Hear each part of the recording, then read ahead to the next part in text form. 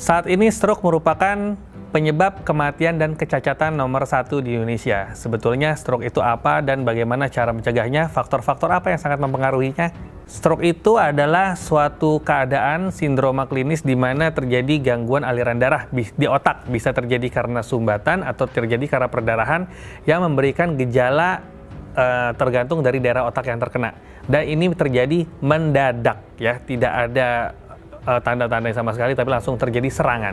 Dampak stroke bagi saraf tergantung dari daerah otak mana yang mengalami kena stroke ini, ya. Apabila terkena daerah motorik maka terjadi kelumpuhan. Kalau ternyata kena gangguan daerah sensorik terjadi gangguan rasa, kebas, kesemutan, baal, bahkan sakit spontan. Apabila terkena gangguan memori bisa terjadi lupa mendadak. Apabila ternyata kena gangguan saraf bicara jadi cadel, jadi pelok, dan banyak tergantung area otak mana yang kena. Jadi faktor resiko stroke ini dibagi menjadi dua. Yang pertama adalah faktor resiko yang tidak bisa dimodifikasi. Misalnya yang pertama adalah faktor genetik. Ada riwayat dari keluarga, ya, entah orang tua, entah kakek, nenek, om, tante yang mengalami stroke, maka kemungkinan mengalami stroke lebih besar dibandingkan orang yang tidak memiliki resiko keluarga ini.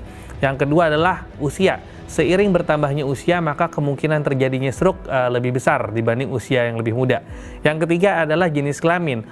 Jenis kelamin laki-laki lebih besar kemungkinan kena stroke pada usia produktif dibandingkan yang perempuan. Kemudian yang keempat adalah orang yang pernah kena stroke sebelumnya akan lebih besar kemungkinan kena stroke berikutnya. Ini adalah yang tidak bisa dimodifikasi. Kemudian yang bisa dimodifikasi ini jauh lebih banyak, ya. Yang pertama misalnya orang dengan hipertensi ya bisa diobatin, orang dengan diabetes mellitus bisa dikontrol, orang dengan kolesterol tinggi ya bisa dicegah, orang dengan merokok, minum minuman alkohol, kemudian kekentalan darah, banyak sekali dari gaya hidup yang bisa dicegah untuk menghindari terjadinya stroke sebetulnya. Untuk mencegah faktor resiko yang bisa dimodifikasi tadi, yang paling sering kenyataannya adalah lifestyle atau gaya hidup. Gaya hidup sini paling sering akibatnya karena pola makan.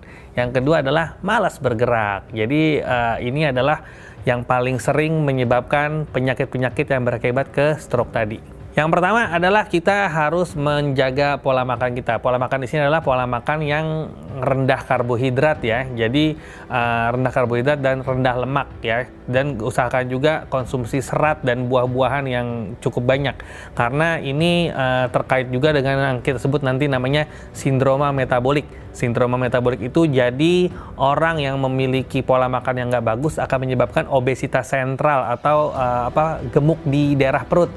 Nah, penelitian mengatakan bahwa orang yang memiliki obesitas sentral ini kemungkinan kena stroke-nya lebih besar. Jadi kita harus menjaga pola makan.